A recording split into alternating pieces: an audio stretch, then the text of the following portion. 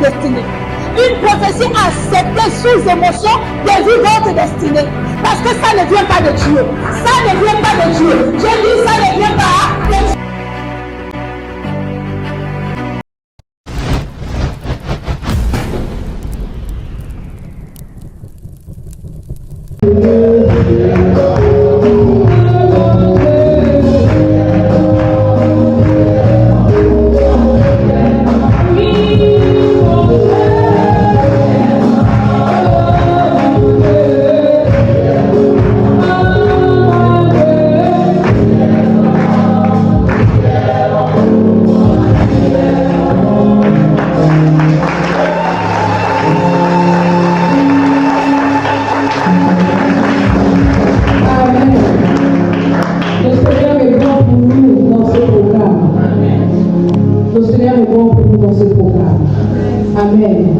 Est-ce qu'on peut s'asseoir?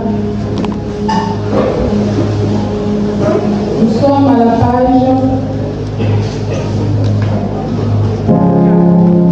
Pardon. Nous passons à la page 26, la moisson maudite. La moisson maudite, et cet enseignement va être développé mercredi. Ça va être développé à partir de la semaine prochaine. Mais je vais parler ce matin d'une manière intentionnelle du jeûne et de la prière. Et nous parlerons de la moisson maudite à partir de la semaine prochaine. Le jeûne et la prière. Pourquoi lorsque nous rentrons dans un programme, pourquoi il faut prier, pourquoi il faut jeûner? Amen. Nous partons d'un fait qui est déjà réel et visible aux yeux de tous, c'est la fin de l'année. Et quand nous parlons de fin de l'année, nous parlons des pièges de l'ennemi. Merci de me suivre sur ma tête. Suivez-moi, levez la tête. Quand on parle de fin de l'année, on parle des pièges de l'ennemi. Quand on parle de fin de l'année, et on parle de l'inconnu.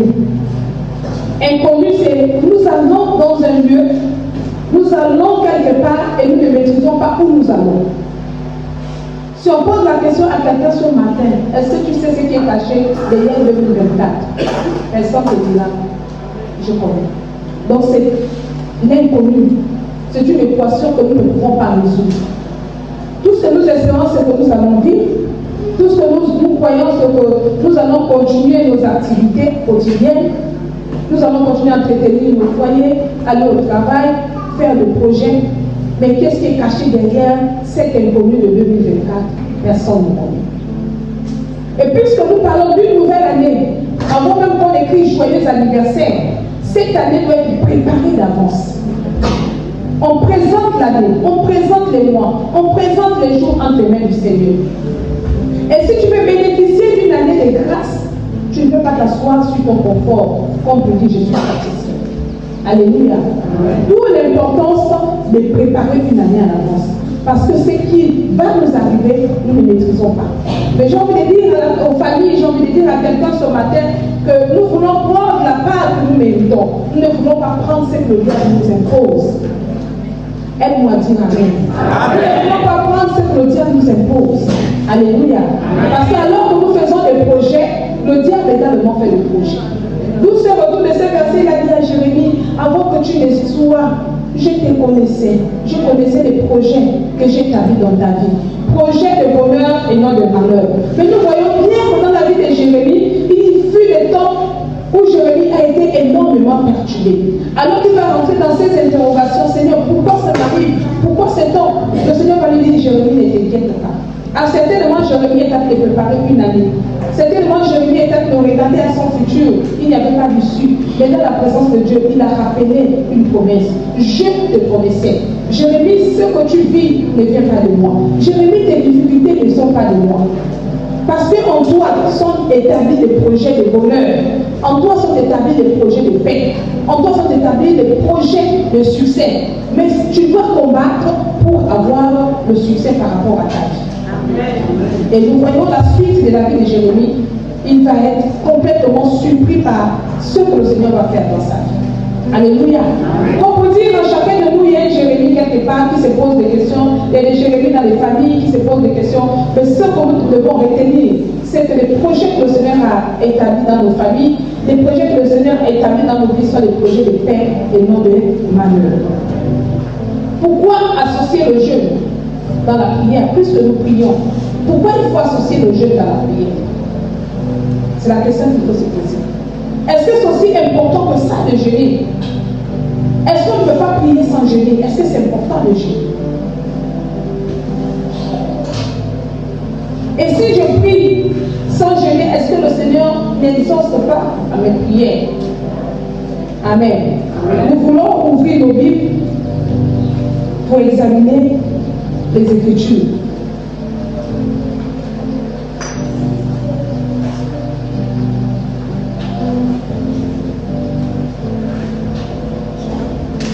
Est-ce que le jeûne est biblique? Luc 4, verset 14. Luc 4, verset 14. Jésus revient après le jeûne avec puissance.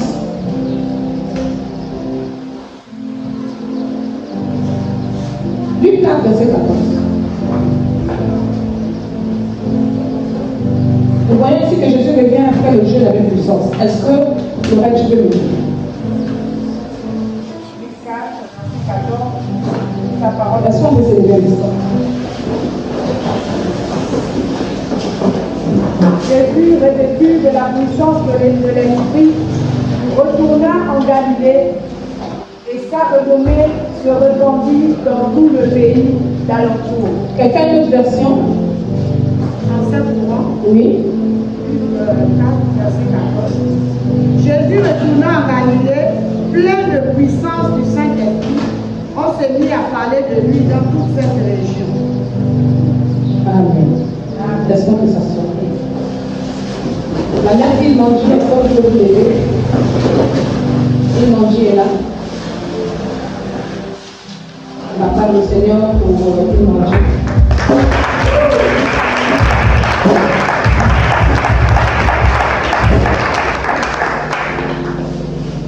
Jésus revient comment? Après son jeûne, il revient comment? Suivez s'il vous plaît. Comment revient Jésus après son jeûne? Rempli de puissance. On va le prendre le verset. Jésus, revêtu de la puissance de l'Esprit, retourna en Galilée et sa renommée se répandit dans tout le pays d'alentour. Jésus, avant son jeûne, avait déjà fréquenté la Galilée. C'est-à-dire qu'il fréquentait ces lieux. Mais les gens ne l'accordaient pas de l'importance. C'est-à-dire qu'il avait l'habitude de prier. Mais le regard des hommes n'était pas tourné vers lui. Lorsqu'il sort de son jeûne, il est dit qu'il était revêtu de puissance. Revêtu de puissance, sa renommée a fait quoi? Donc c'est ça quel verset. Sa renommée a fait quoi? Sa renommée se répandit. Sa renommée, ça fait quoi? Donc sa renommée se répandit dans toute la Galilée. Dans tout le pays. Donc lorsque Jésus va jeûner, avant qu'il ne jeûne, il n'avait pas de renommée. Et pourtant il s'appelait Jésus. Mais lorsqu'il sort de son jeûne, Jésus se retrouve avec une grande renommée qui va se répandre dans tout le pays. Donc lorsque vous décidez de jeûner, lorsque vous rentrez dans le jeûne, il faut savoir qu'il y a l'impact dans votre corps. Il y a l'impact dans le manteau que Dieu vous donne. Il vous donne un nouveau manteau. Vous avez peut-être un nom, peut-être que vous êtes connu quelque part. Mais alors que vous décidez de rentrer sérieusement dans le jeûne et la prière, n'oubliez pas qu'il y a un impact. Le jeûne, il faut en sorte que vous soyez revêtus de puissance. Lorsque quelqu'un est revêtu de puissance, ça fait quoi? Qu'il ait la domination sur le monde des ténèbres. Qu'il ait la victoire sur les choses qu'il recherche. Elle doit dire Amen. Elle doit dire Amen. Donc jeûner a un impact. C'est dans le jeûne que Jésus a vu sa renommée se répandre. C'est dans le jeûne que Jésus a changé de manteau. Que c'est dans le jeûne que Jésus a exercé le ministère dans une autre dimension. Donc le jeûne ne fait pas du mal à quelqu'un, sinon le jeûne fait du bien aux gens. Amen. Amen. On va aller avec un autre verset biblique. Marc 9, 29. Lorette.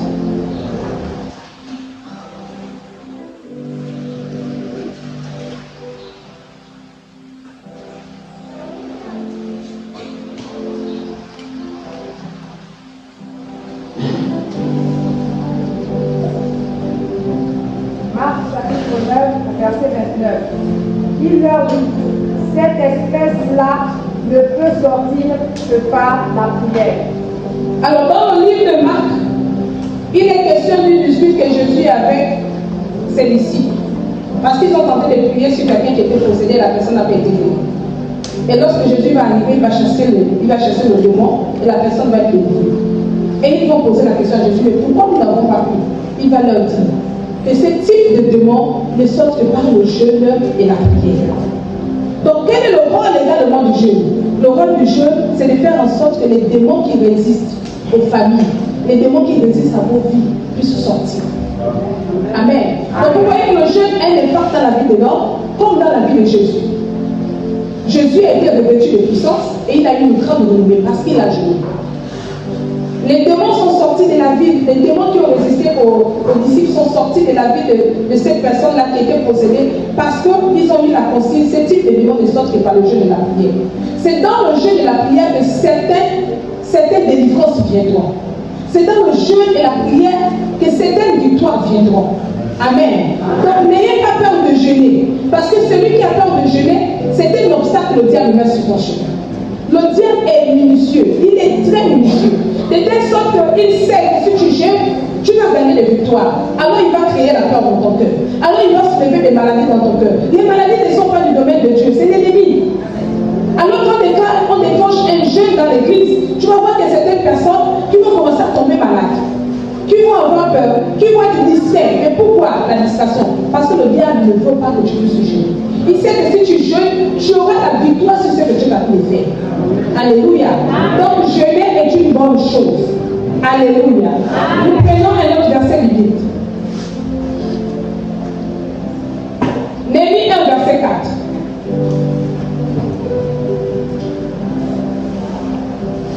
Néhémie 1, verset 4.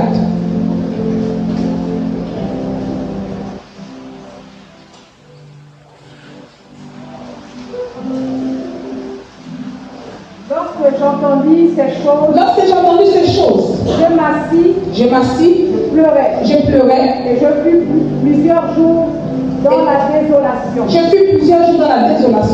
Je jeûnais, et je priais devant le Dieu des cieux. Alors l'ennemi va avoir le retour de son pays où le temple a été complètement détruit. Lorsqu'il va entendre ces choses, il est dans la désolation. Il va décider de jeûner et de prier pour rebâtir le temple. Alors que le temple est détruit à Jérusalem. Mais il faudrait qu'il y ait des fils qui vont rebâtir ce temple. Jérémie va décider de jeûner. Néhémie, pardon, va décider de jeûner et de prier pour aller rebâtir le temple. Lorsque vous lisez le livre de Néhémie, vous allez vous rendre compte que Néhémie, pendant qu'ils sont en train de bâtir le temple, il va être confronté aux Sanballat et Tobia qui vont l'empêcher de construire le temple. Quand on dit construire la maison de Dieu n'est pas facile. Construire sa propre vie n'est pas facile. Alors que vous décidez de bâtir votre vie, parce qu'en fait, hier, vous avez été déstabilisé par telle ou telle situation, le diable va vous empêcher de travailler sur vous. Travailler sur soi n'est pas également facile. Alors que vous êtes en train de prendre des décisions dans votre vie, des décisions fermes dans votre vie, c'est à ce moment même que vous trouvez que vous augmentez, c'est-à-dire que vous rentrez dans les erreurs. Pourquoi? Parce que le diable sait que si tu commences à te comporter en une bonne personne, il ne gagnera pas le combat sur toi. Qu'est-ce qu'il fait davantage? Il t'attire dans l'erreur. Donc Néhémie est en train de bâtir le temple. Les Tobias et Sanballat sont en train d'empêcher que le temple puisse avancer. Mais ils vont avoir comme force le jeûne et la prière. Nous parlons de Jésus qui est revêtu de puissance et qui a une grande renommée après le jeûne et la prière. Alléluia. Nous parlons de Néhémie qui va rebâtir le temple avec le jeûne et la prière. Nous allons parler d'un autre personnage, de qui d'autre? Je parlais de qui d'autre? Nous avons également dit que Jésus a dit aux disciples que c'est par le jeûne et la prière. C'est par le jeûne et la prière que ce type de demande sortent. Ça fait déjà 3 raisons pour lesquelles quelqu'un peut gêner. Quelqu'un peut gêner juste pour ces 3 raisons. Une famille peut gêner pour ces 3 raisons. Parce qu'il y a des démons qui ne sortent que par le jeûne et la prière. Il y a des événements marquants, négatifs de vos vies qui ne pourront vous lâcher que par le jeûne et la prière. Il y a des victoires que vous ne pourriez gagner que par le jeûne et la prière. Alléluia. Il y a le ministère, vous pouvez exercer le ministère dans une certaine dimension. Que si vous êtes des personnes qui jeûnent et qui prient. Amen. Si vous ne jeûnez pas, vous ne priez pas, vous aurez du mal à gagner une victoire. Il y a l'atmosphère qui ne peut pas s'ouvrir au-dessus de votre tête que si vous êtes dans le jeûne et la prière. Dans le jeûne et la prière, nous avançons. Joël 2, verset 12.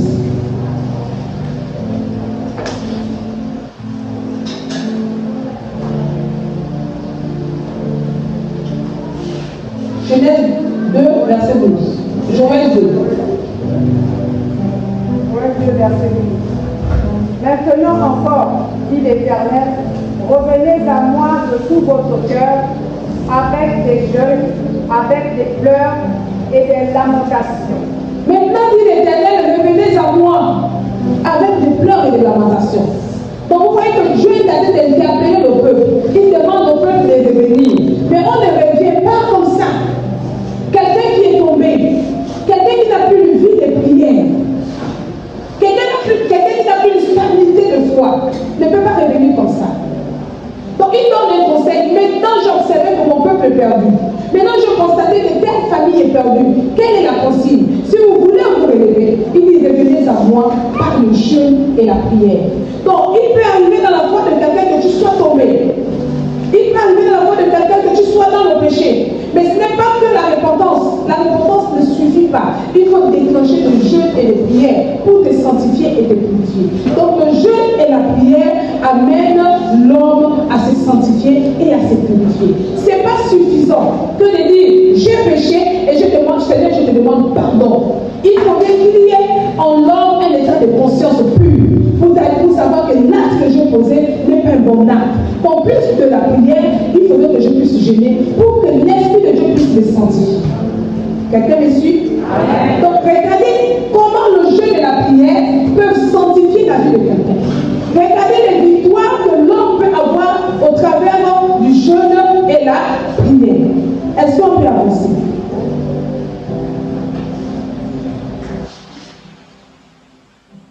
Acte 13, verset 2.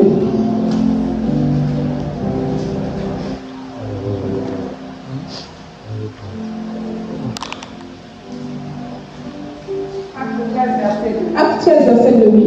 Pendant qu'ils servaient le Seigneur dans leur ministère et qu'ils jeûnaient, le Saint-Esprit dit, mettez-moi à part Barnabas et Saul pour l'œuvre à laquelle je les ai appelés. Pendant qu'ils servaient le Seigneur dans leur ministère et qu'ils jeûnaient, pendant qu'ils servaient le Seigneur dans leur ministère et qu'ils jeûnaient, le Saint-Esprit va venir les rencontrer dans le jeûne et la prière. Le jeûne, la prière et le service. Alors qu'ils sont en train de servir le Seigneur, alors qu'ils sont en train de jeûner, le Seigneur va dire, il va avoir le choix sur 2 personnes. Qui? Barnabas et Saul. Barnabas et Saul. Il dit, mettez-moi à part pour mon service, pour mon ministère, pour ma maison, Barnabas et Saul. Si vous voulez que le Seigneur apprécie votre service, ou qu'il y ait un choix particulier par rapport à votre ministère, apprenez à jeûner. Souvent, nous rentrons en admiration dans la vie des personnes qui servent à l'église. Je voudrais ressembler à telle sœur, je voudrais ressembler au pasteur, je voudrais ressembler à tel prophète. Mais derrière la ressemblance que vous voulez, il y a un prix que la personne a payé pour acheter. Amen. Je voudrais avoir le manteau de tel pasteur. Je voudrais. Mais il y a un prix qu'il faut payer. Si vous ne payez pas le prix, vous ne pouvez pas ressembler à la personne. Le jeûne fait partie des prix qu'on paye lorsqu'on veut voir Dieu. Le jeûne fait partie des prix qu'on paye lorsqu'on veut changer de manteau. Un temps, le serpent mue. Pourquoi? Parce qu'il veut changer de peau. Il enlève l'ancienne peau, il gêne. Le jeûne et la prière nous permettent de nous purifier. Lorsque vous jeûnez, vous vous purifiez présence de Dieu. Vous faites taire la chair pour que l'esprit prenne l'espace, pour que l'esprit s'exprime. Alléluia. Amen. Le Saint-Esprit est sur cette parole. Donc celui qui jeûne fait taire sa chair.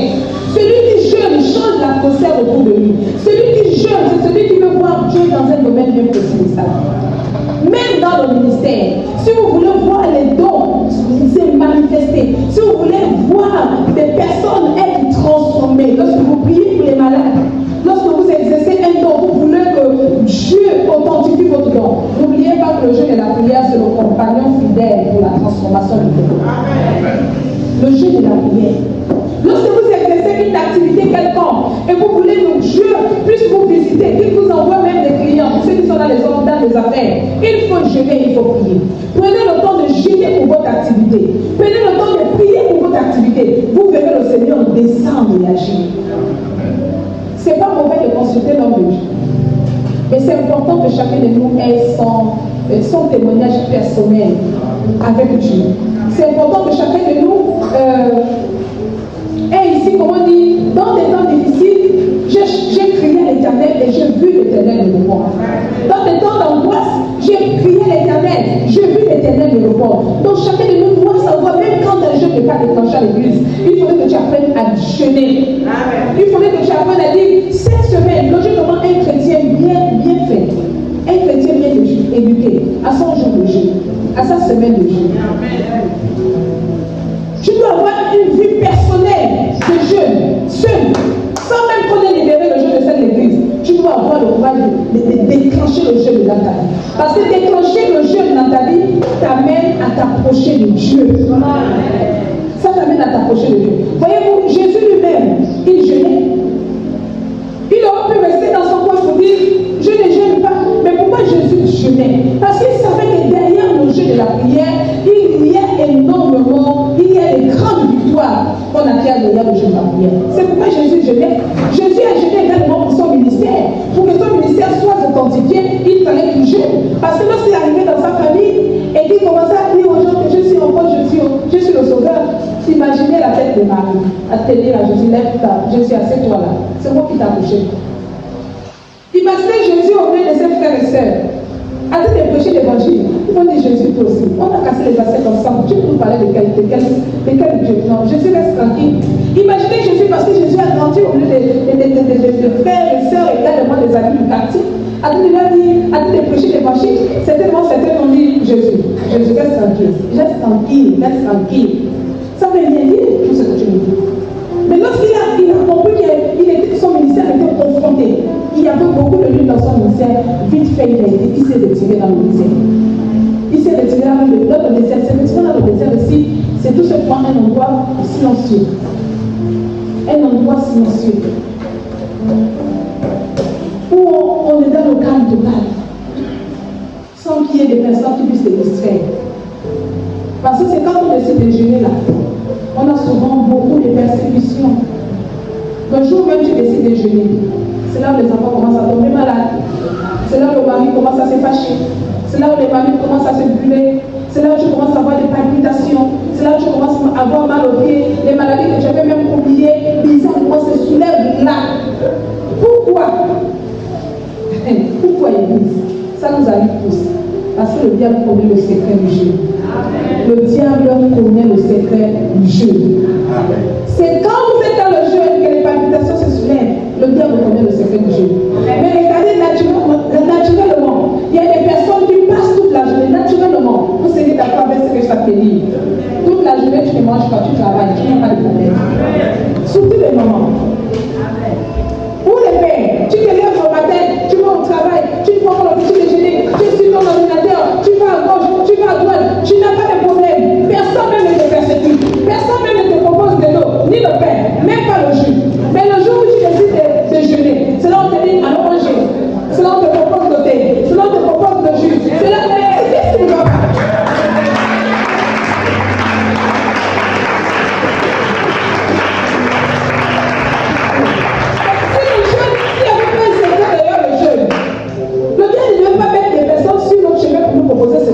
Les mamans, vous savez, vous travaillez toute la journée, vous oubliez de manger. Souvent, oh, je vais oublier de manger. Oh, j'ai oublié de manger, mon Dieu. Donc, tu as passé toute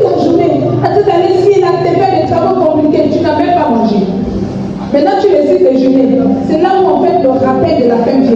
Il faut manger. Tu as faim, tu as les grands testaments, ça ne va pas. Tu as les mots de tête violents, ça ne va plus. Les insomnies, ça veut dire qu'il faut prendre des comprimés. Ah, le diable est en train de te voler quelque chose. Le diable te vole quelque chose. Dis à ton frère, le diable te vole. Encouragez les enfants à jeûner. Église, c'est que je te dis que c'est très important.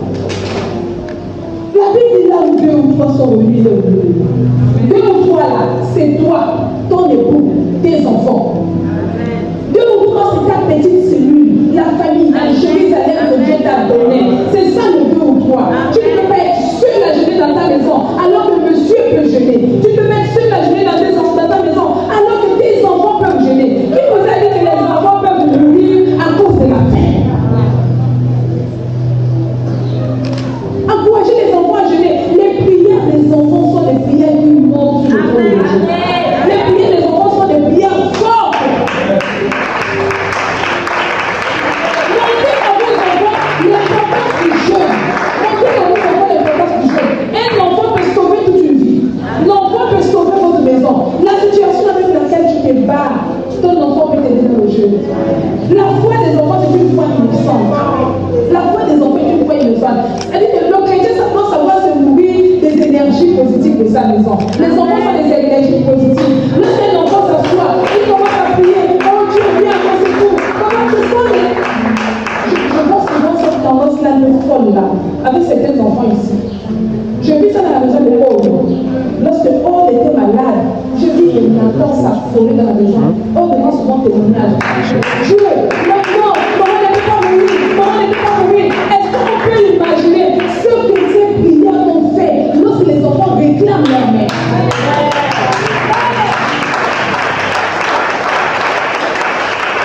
Vous ne pouvez pas avoir les enfants église dans votre maison et leur donner à manger sans les encourager à prier, sans les encourager à jeûner. Ah non, maman, prends le père pour que tu ne tombes pas. Prends le père. Oh, ton enfant qui est là, il est l'ange. Amen. Ces prières peuvent t'aider. Ces prières peuvent te guérir. Mais si tu n'encourages pas, j'ai vu Divine ici, la fille de Rosa. Divine dit à sa mère, je jeûne. Divine veut me dire, pasteur, je jeûne. Divine à quel âge? Je jeûne. Les prières des enfants sont des prières fortes.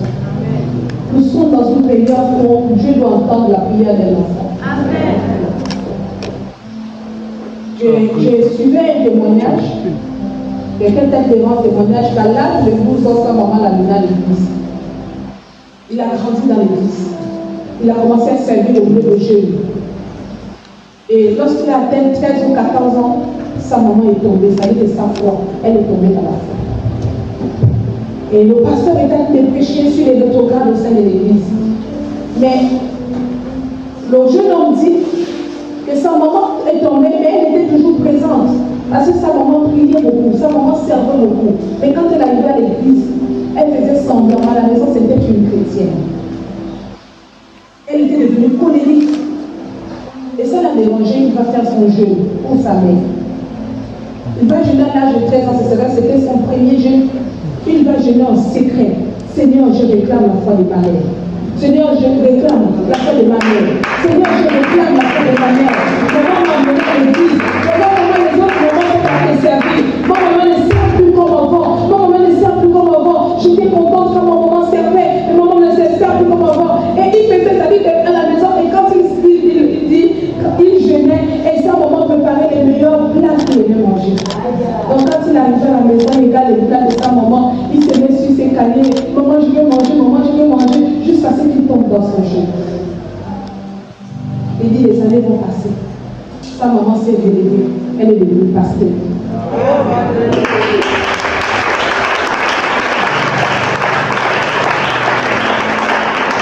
Qui sauve cette dame? Qui sauve le ministère de cette femme? C'est un enfant de 13 ans. Donc la conscience, ça dit que les enfants que nous ignorons dans nos maisons, les enfants que nous laissons dans nos maisons, que nous ne voulons pas qu'ils écoutent la parole de Dieu, ce sont même les enfants qui vont vous sauver dans votre ministère, qui vont vous sauver dans votre foi, qui vont vous sauver quand vous seriez malade. Ce sont ces enfants qui vous diront, maman prie, papa prie.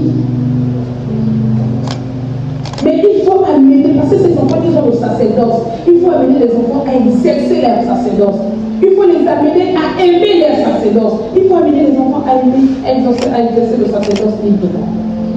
Et cette femme est devenue pasteur à cause de la prière de son fils, qui avait 13 ans, qui a jeûné en cachette.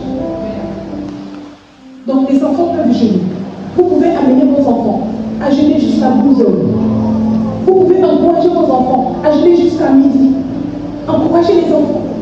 Encouragez les enfants d'avoir le livre. Parce que lorsqu'un enfant a le livre de prière et qu'il peut s'arrêter à un endroit, il peut prier. Vous pouvez encourager l'enfant à recopier sa confession de foi, que quand il est midi, il va dire, toi, de joie, mes amis, prient. Les enfants sont sensibles à la foi de leurs parents. Ils sont sensibles à notre foi. Les enfants reproduisent ce que les parents sont. Le jeûne est la prière. Le jeûne est la prière. On va prendre notre verset de Dieu. Esther 8, verset 23. Je lis, c'est à cause de cela que nous jeûnâmes et que nous invoquâmes notre Dieu et il nous exauça. Il n'y a pas de jeûne et prière sans exaucement. Il n'y a pas de jeûne et prière sans exaucement. Sauf si ceux qui ont décidé de jeûner s'amusent. Sauf si ceux qui ont décidé de chercher la face de Dieu s'amusent. Parce que le jeûne est une montagne. Suivez ici l'église, ne soyez pas discret. Le jeûne est une montagne. Alors que tu décides de jeûner et prier, c'est une montagne que Dieu va te prendre. Et quand on décide de prendre une montagne, il y a des personnes en dessous de la montagne qui vont vous ramener derrière. Tel ce collègue qui te propose de venir. Tel cet ami qui te dit bonjour et ensuite nous prions. Il veut te ramener derrière. Mais c'est une montagne. Alors que tu as décidé de gravir la montagne, il faut rester. Il faut persister et chaque jour, il faut prendre ta marche. Parce que lorsqu'on jeûne, la Bible dit que le Seigneur exauce. Il exauce. Il n'y a pas de jeûne et prière sans exaucement. Alléluia. Il n'y a pas de jeûne et prière sans exaucement. Luc 2, verset 37.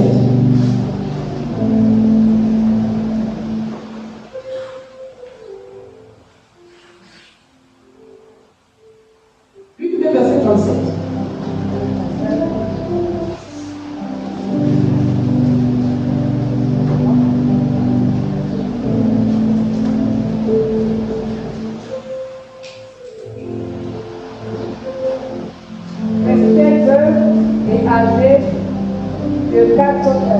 Restée veuve et âgée de 84 ans, elle ne quitta pas le temple et elle servait Dieu nuit et jour dans le jeûne et dans la prière. Restée vieille, on va dire, à quel âge? Donc quand on parle d'âge, je suis une vieille femme. C'est Anne. Elle ne quittait pas le temple.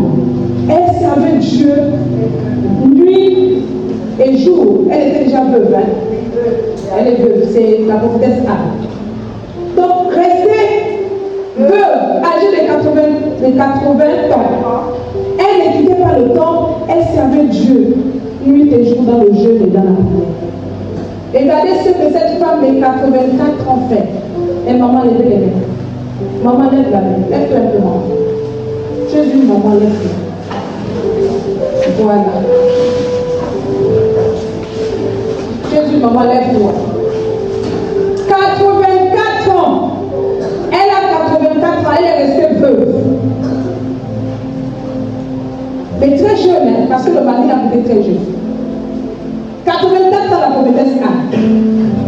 Elle a décidé de servir le Seigneur. Elle a décidé de s'attacher dans le jeûne, dans la prière et au service du temple.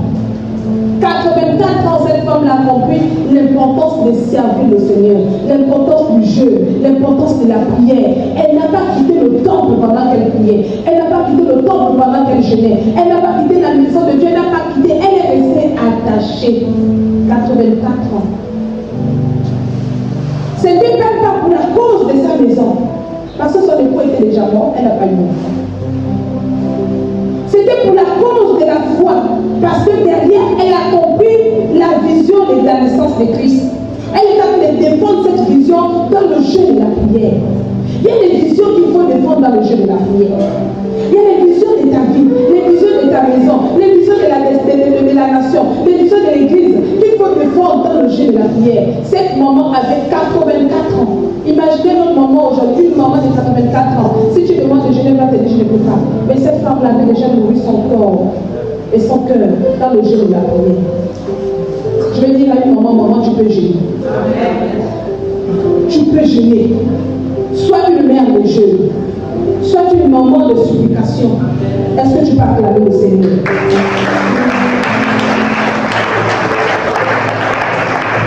Merci de vous asseoir.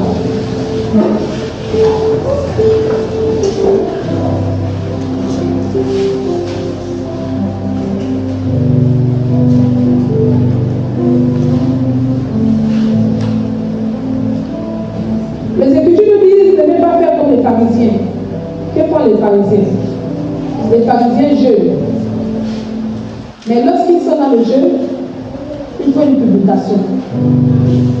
Tout le monde doit savoir qu'ils jeûnent. Comment font-ils la publication? Lorsqu'ils se retrouvent en route, ils doivent laver les pieds, laver le visage, on doit savoir qu'ils jeûnent. Lorsqu'ils se retrouvent dans un carrefour, on doit savoir qu'ils jeûnent. Lorsqu'ils se retrouvent en famille, on doit savoir qu'ils jeûnent. La Bible dit, voici le jeûne auquel je prends plaisir. Détachez les chaînes de la servitude. Libérez votre cœur. Soyez libres. Rendez libre l'opprimé. Donc celui qui jeûne ne doit pas faire le jeûne hypocrite. Le jeûne hypocrite, c'est le jeûne des pharisiens. On jeûne parce que monsieur va me poser la question, est-ce que tu as jeûné? On jeûne parce que maman va me dire, est-ce que tu as jeûné? On jeûne parce que les enfants vont dire, oh, comment tu as coupé le jeûne? Ça, c'est le jeûne hypocrite. Le jeûne s'exerce avec une pleine conscience. Pourquoi une pleine conscience? Parce que nous sommes en train de défendre quelque chose. Nous sommes en train de défendre notre destinée. Nous sommes en train de défendre notre nation. Nous sommes en train de défendre notre église. Nous sommes en train de défendre notre foi. Parce que nous voyons ce que nous avons énuméré ici. Nous voyons que le jeûne est pour ceux qui ont le ministère. Le jeûne, c'est pour ceux qui ont les familles. Le jeûne, c'est pour ceux qui veulent vivre. Le jeûne, c'est pour ceux qui ont des combats. Le jeûne, c'est pour ceux qui veulent voir Dieu. Ça veut dire que ce que nous cherchons est caché derrière le jeûne et la prière. Tu cherches la guérison est cachée derrière le jeûne et la prière.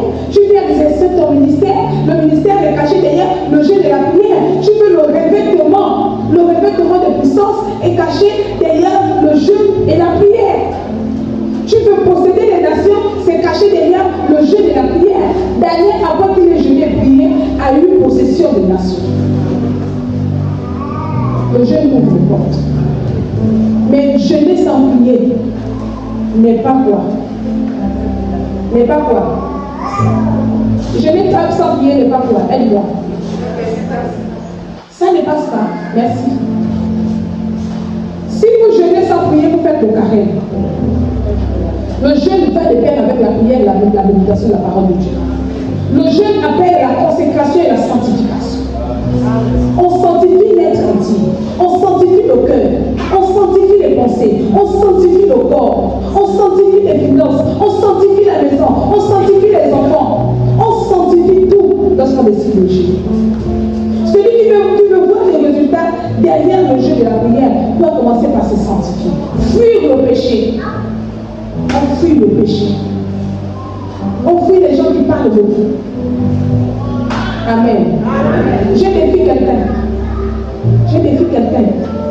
de jeûner, de chercher la face de Dieu dans un domaine bien précis, de se réveiller et dire que le Seigneur ne va pas exaucer. C'est que tu n'étais pas dans la présence de Dieu. Amen.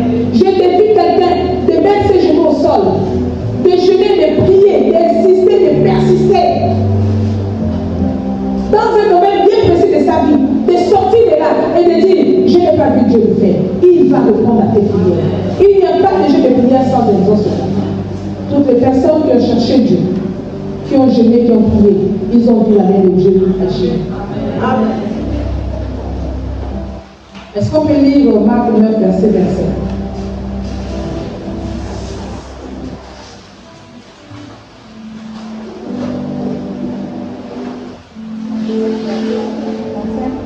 Oui.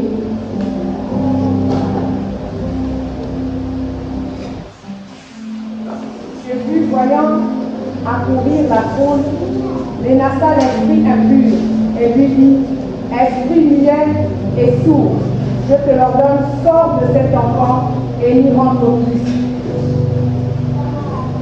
Ensuite, Il sortit en poussant des cris et en l'agitant avec une grande violence. L'enfant devint comme mort, de sorte que plusieurs disaient qu'il était mort. notez ces versets, hein, je vous le donne, notez-les pour aller le à la maison. Marc 9, 25 à 29. On continue. Mais Jésus, l'ayant pris par la main, le fit lever et il se tint debout. Quand Jésus fut entré dans la maison, ses disciples lui demandèrent en particulier pourquoi n'avons-nous pu chasser cet esprit. Il leur dit, cet esprit-là ne peut sortir que par la prière. Gardez ce verset. Alors que tu seras en train de déjeuner et prier, rappelle à Dieu ce verset. Proclame ce verset chaque fois que tu vas prier. Ces problèmes ne peuvent être guéris que par le jeûne et la prière.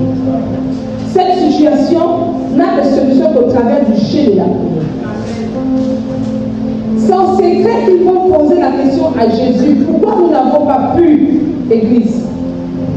Pourquoi je n'ai pas pu sortir de cette situation? Pourquoi je n'ai pas de solution? Pourquoi ils ont posé la question à Jésus en secret et non en public? Ça ne sort que par le jeûne et la prière. Par le jeûne et la prière. Par le jeûne et la prière. Par le jeûne et la prière. Église, nous sommes dans une saison positive. Une très bonne saison.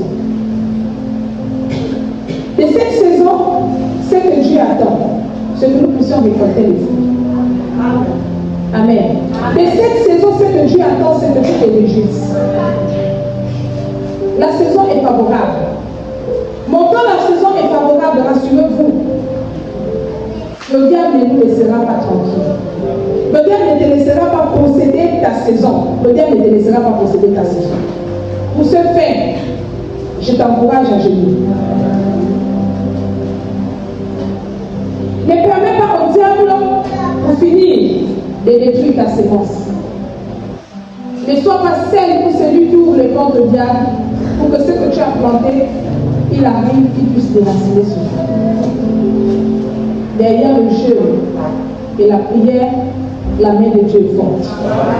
Derrière le jeûne et la prière, l'ennemi recule. Derrière le jeûne et la prière, il y a des victoires.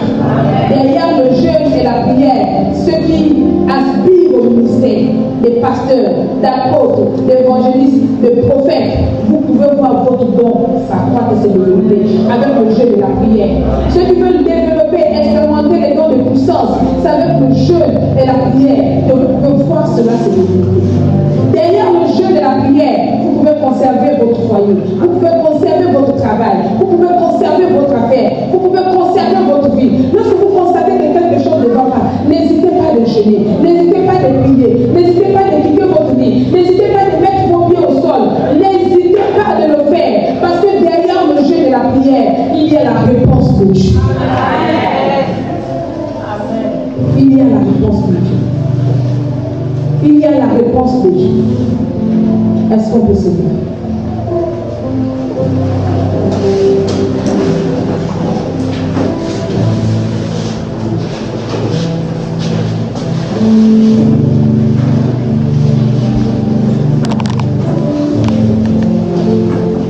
Je veux que tu lèves ta voix. Pourquoi tu vas élever ta voix? Pour ceux qui te fait peur dans le jeu. Pour ceux qui te fait tomber dans le jeu. Pour ceux qui te regardent dans le jeu. Dans le jeu, je parle du jeûne et la prière. La Bible dit prier sans cesse. Est-ce que tu peux élever ta voix?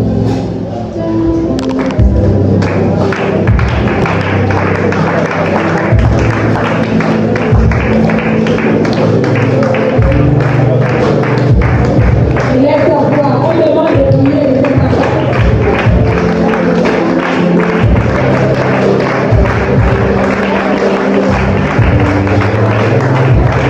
Lève ta voix, lève ta voix.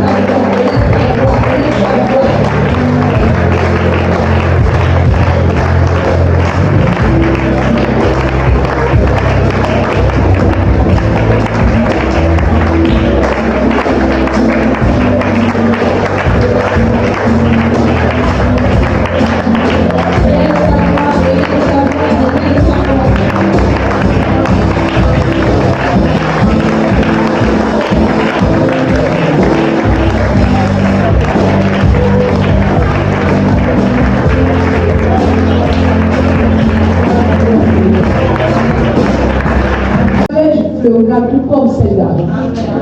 Dans la profession de prière, il dit, ma verge fleurira. Tout comme la verge d'avant, ma verge fleurira. Il n'y a pas de programme de convocation sans manuel de prière.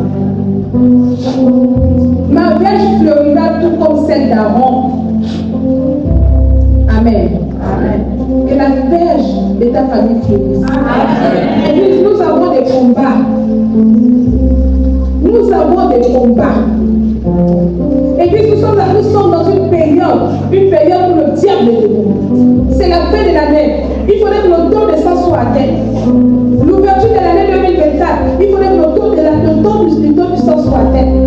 Lorsque vous voyagez, vous regardez ce qui se passe dans le monde. Le diable a besoin d'une quantité importante du sang. Parce que la puissance du diable se nourrit du sang. Le sorcier qui fait la sorcellerie, qui porte le nuit héros, ça c'est un petit sorcier. Lorsque quelqu'un atteint la grande dimension de la sorcellerie, il doit boire du sang et manger la chair. Donc la période dans laquelle nous sommes, c'est des périodes où le diable doit à nouveau négocier des contrats. Où les hôtels doivent être renouvelés. Les hôtels des familles sont renouvelés par le sang. Les hôtels des nations sont renouvelés par le sang. Les associations renouvellent des contrats. Mais tu sais que ça tombera où? Beaucoup d'accidents ont lieu dans les villes où plusieurs personnes meurent. Vous pensez que c'est quoi? C'est des sacrifices. Le sorcier n'agit plus que dans notre maison. Aujourd'hui, celui de l'extérieur peut venir prendre dans ta maison. Celui que tu ne connais pas peut prendre dans ta maison. Tu envoies les enfants à l'école, mais tu ne sais pas comment les petits enfants jouent avec les autres. Nous sommes dans une période où chacun de nous va être debout. Debout comme dit Seigneur, on ne touche pas ce qui m'appartient. Debout Seigneur, je ne sais pas ce qui va se passer. On a vu un enfant qui n'a pas l'habitude d'aller à la plage. La Bible lui demande accompagne-moi. Et quand il l'accompagnait pour la première fois, il est parti de rester. On a vu des enfants qui avaient peur, qui ont même peur de se suicider. Et tu vas entendre que tel enfant s'est suicidé. Qu'est-ce qui a amené l'enfant à se suicider? Si ce n'est pas le diable, parce qu'il a vu même interdit le suicide. Aujourd'hui, des enfants qui ont peur de se blesser ont le courage de prendre la corde et de se mettre au cou. Ils ont le courage de prendre la corde et de se mettre au cou. Parce que maman m'a grondé, parce que papa m'a tapé. Ils ont ce courage. Or, un enfant, quand tu soulèves le poing, il a peur. Aujourd'hui, les enfants n'ont pas peur de prendre la machette, de se couper le couteau, de se couper les veines. Si ce n'est pas le diable qui s'agit dans le cœur des enfants, c'est pour eux. C'est pourquoi nous devons rester debout dans le jeu de la vie. Seigneur, ma famille. Seigneur, mon époux. Seigneur, mes enfants. Seigneur, mon église. Seigneur, lève-toi. Seigneur, ma vie. Ma vie. Je dois vieillir. Ma famille doit vieillir. Nous devions avancer. Seigneur, avec toi, nous pouvons avancer. Sans toi, nous ne pouvons pas avancer. Seigneur, il doit avoir la différence entre ceux qui te prient et ceux qui ne te prient pas. Il doit avoir la différence entre ceux qui te craignent et ceux qui ne te craignent pas. Nous sommes dans la période de jeûne et la prière. Et dans cette période de jeûne et la prière, Dieu attend les familles. Dieu recherche les fils. Dieu recherche les pères. Dieu recherche les pères. Dieu recherche les pères. Dieu recherche les pères. Dieu recherche les fils. Dieu recherche les femmes. Dieu recherche les fils. Alléluia. Nous voulons nous lever avec l'huile d'onction que nous avons dit, parce que nous allons passer à la prière.